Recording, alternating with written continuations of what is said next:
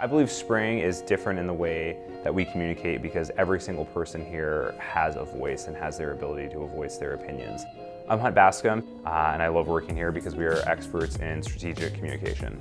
The strategic communication, I think, comes at a much deeper level, and it comes in when you explain the why behind something to people. So you can be a good communicator, you can speak really clearly, you can give really clear direction, but really unless you're telling somebody, this is why we're having this conversation, this is why you are going to be doing this, this is your role in this, kind of answering that question why, providing that gives us a sense of purpose in our actions and the things that we do. They're more bought in, they understand very simply why they're doing it.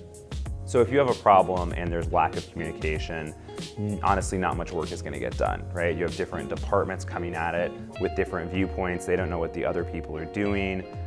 They don't even know what the end goal is, and so it can be a real issue. And that's why over-communication is so vital, because you have to understand, here's what I'm working on so we're not duplicating efforts.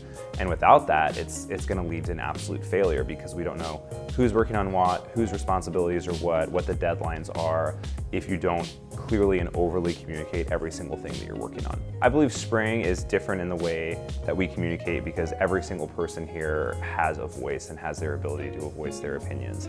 No matter their tenure, their position, it doesn't matter. We have multiple different boards and ways for people to voice things that are working and things that aren't working and things that we need to change, ways that we can optimize current processes and institute new ones. The way that you become a better communicator is you just become a better listener and becoming an active listener. And by being engaged in the moment, you can't be thinking about your to-do list, you can't be reading your email, you can't be doing all of these other things. You're with a person right there. The way that you're going to clearly communicate a message to them is you're going to listen to them. And if you're not doing that, then you're doing a disservice to this person, you're wasting their time, you're wasting your time too. So the way that you really effectively communicate with people is by actively listening to them, to what they're actually talking about, and by asking questions.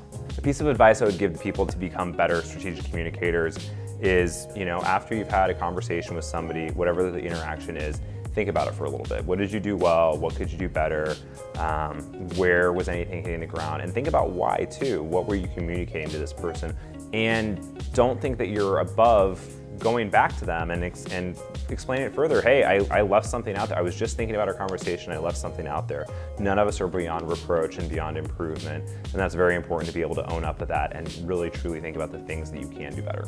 We believe the message is the easiest part. The real work lies in the preparation and the delivery of that message. And that's what makes us experts in strategic communication.